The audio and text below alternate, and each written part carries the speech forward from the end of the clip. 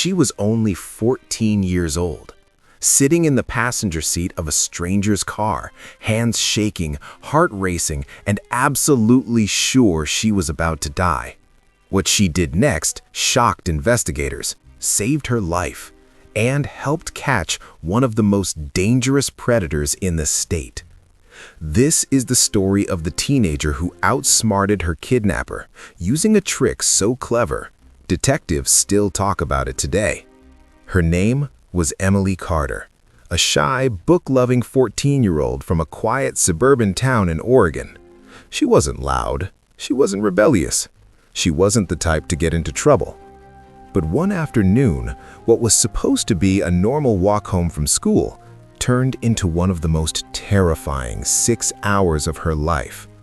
It was a Friday. Emily had stayed late for her school's art club. By the time she started walking home, the streets were empty. She noticed a man in a silver sedan slowly rolling beside her. At first, she ignored it. Cars pass, people drive. Nothing strange. But then, the car slowed again and again, until finally it stopped right in front of her. The man leaned out of the window and said, "Hey, your brother sent me. He said you needed a ride home." Emily froze. She didn't have a brother. She stepped back, but before she could turn to run, the man got out of the car, grabbed her by the arm, and shoved her inside. She screamed, but he covered her mouth and hit the lock button. And then he started driving. Emily was terrified, but she wasn't stupid. She knew screaming, fighting, or begging could make things worse, so she tried something else. She stayed calm. She forced herself to breathe slowly. She forced her voice to be steady, and she started studying everything. The man's face, his hands, the cracked dashboard, the air freshener swinging from the mirror, the scratches on the inside of the door, everything. And then she got an idea. A crazy idea, a desperate one. But if she was right, it could save her life. Without drawing attention, Emily lifted her hand and casually pulled a few strands of her own hair. Then, when the kidnapper wasn't looking, she pressed those hairs into the tiny gaps around the door handle, then the seatbelt buckle, then the air vents, anything that could trap DNA. Why? Because Emily had watched a lot of crime documentaries with her mom. She knew investigators always checked abandoned vehicles for DNA. If police could identify the car, they could track him down. She kept planting DNA all over the car. A few hairs under the seat, a small scratch from her nail on the window rubber, a tiny fiber from her hoodie in the side pocket. Every move was calculated. Every movement had purpose. This 14-year-old girl was building a crime scene from the inside. The man, later identified as Darren Cole, age 37, was a loner with a disturbing history.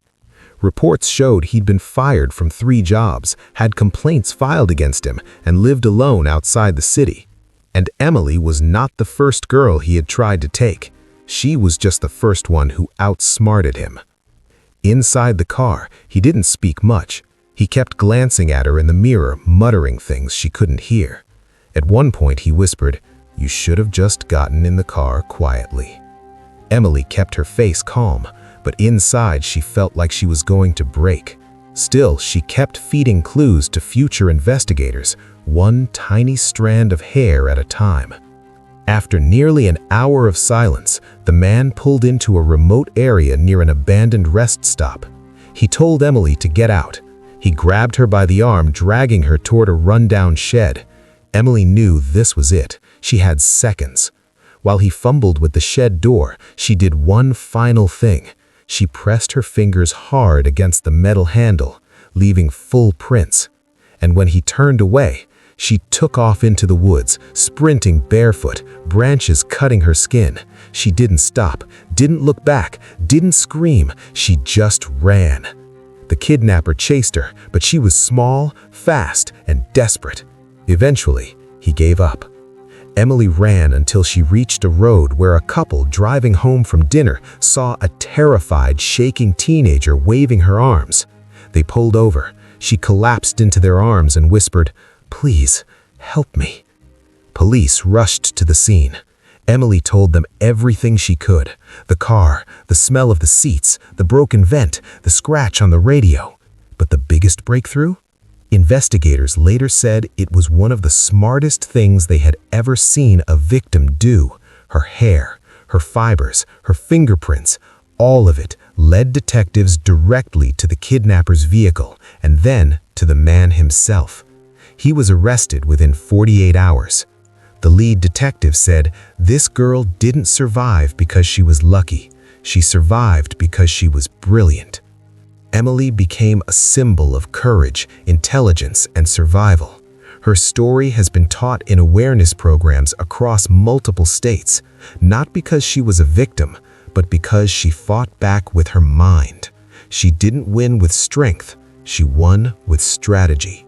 And that's why she's alive today. If you love true survival stories like this, make sure to subscribe and turn on notifications so you don't miss the next one.